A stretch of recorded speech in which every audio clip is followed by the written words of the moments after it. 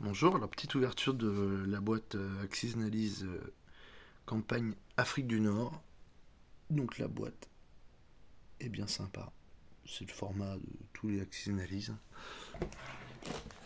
Voilà. Alors, dans la boîte, on aura un assez grand plateau qui représente du coup tout le bassin méditerranéen, enfin une partie. Vous allez avoir le livret de règles, donc bien sûr en anglais, avec pas mal de règles, et il ne se joue pas comme les autres Axis Analyse. J'essaierai de faire une vidéo sur les règles en français, parce que j'en ai pas trouvé. Vous allez trouver bien sûr les unités anglaises, italiennes, américaines, françaises et allemandes. Vous allez retrouver les cartons de mise en place pour la partie, à savoir qu'il y a deux scénarios.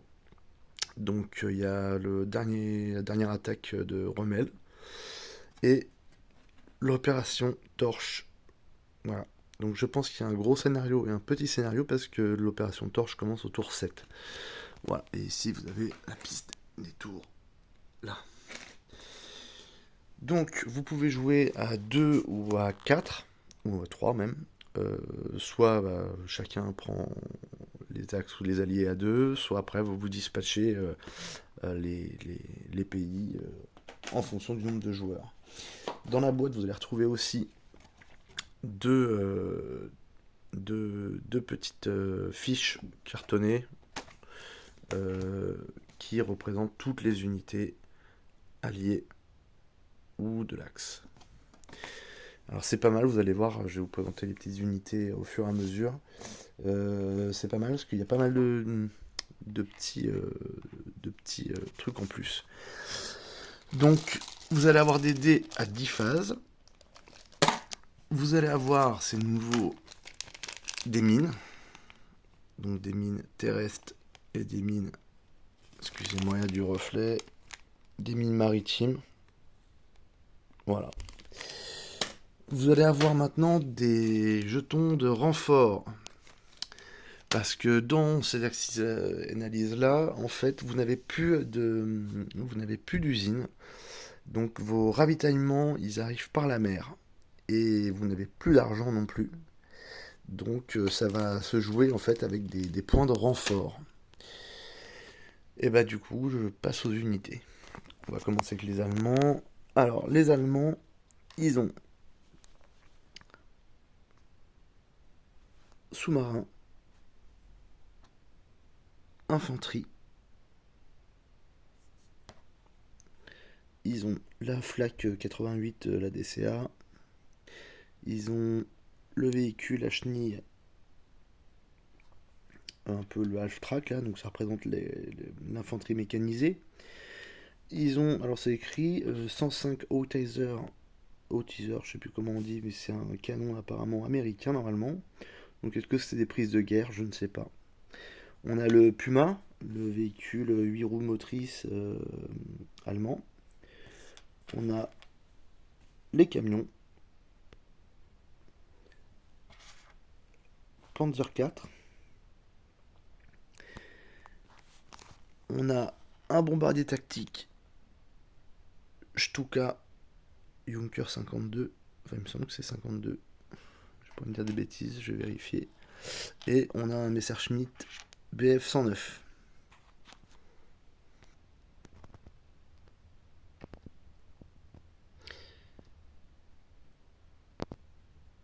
Pour les Italiens, vous allez avoir un canon de DCA. Donc je dis que c'est un canon de 90-53. Vous avez un canon, c'est de l'artillerie du coup, de 75. Vous avez un char italien que je connais pas, c'est le char M15-42 de l'infanterie. Vous avez le même Puma allemand. En avion, vous avez le C202 en chasseur. vous avez le camion. Ensuite, l'infanterie, j'ai déjà fait. Vous avez un destroyer, que les Allemands n'ont pas, hein, et un sous-marin. Donc ouais, le jeu, il est pas pareil selon les pays, hein. Il y en a qui vont avoir un peu plus de trucs. Et l'avion, là, vous avez un petit bombardier. C'est un SM-79. Ah, et je me suis trompé sur le Junker, c'était pas 52, mais Junker 87 pour le Stuka.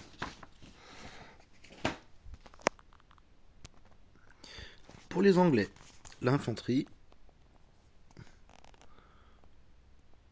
Ah, j'essaie de faire une mise au point sur le petit bonhomme, mais je galère un peu. Pas un super téléphone. Alors, pour l'artillerie, c'est la première fois que je vois ça dans un Axis, c'est trop cool. Vous avez l'artillerie la plus grosse en 25 livres, et vous avez les canons anti-chars en 6 livres. Et ensuite, l'artillerie. Donc voilà, les pièces sont différentes. C'est pareil, les Anglais ils ont 2 chars, donc ils ont le Matilda 2, voilà, ici. Et ils ont le Sherman des Américains qui est derrière. Ils ont un camion, le fameux Spitfire, le Halifax, un sous-marin, un destroyer et un cuirassé. Enfin, il me semble que c'est cuirassé, parce qu'en anglais c'est battleship, donc je pense que c'est cuirassé.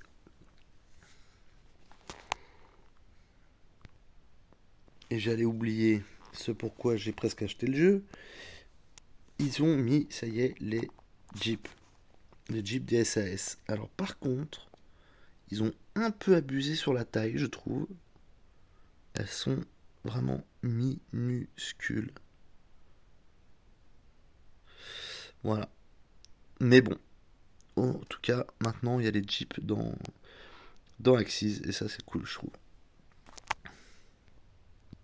Alors les Américains, infanterie, un char Sherman, le 105 au taser, et ici le canon de antiaérien. Ils ont un transport de troupes, je crois que c'est un P-38 en chasseur, le B-17 en bombardier, et ils n'ont que les destroyers, ils n'ont pas de sous-marin. Ah, il y a aussi 2 jeeps. Alors c'est bien noté qu'elles sont séparées dans le jeu. Ils ont 2 jeeps vertes, que je vous ai fait voir les mêmes jeeps que les Anglais, dans un sachet de rechange.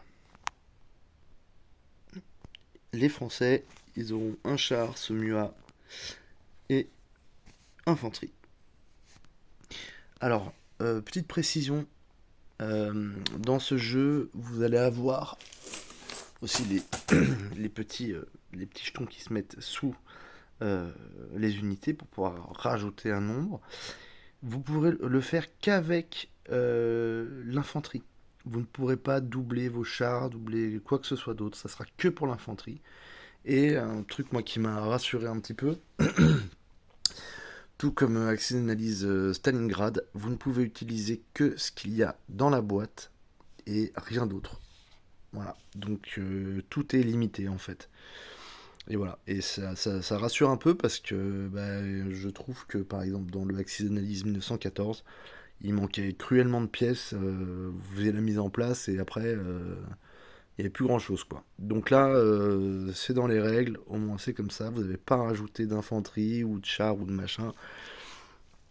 Tout est dans la boîte, vous devez utiliser que ce qu'il y a dans la boîte. Voilà, voilà. Et ben j'espère que je ferai une petite vidéo pour apprendre les règles. Parce que des vidéos de présentation, bon, il y en a déjà. Et voilà. Au revoir.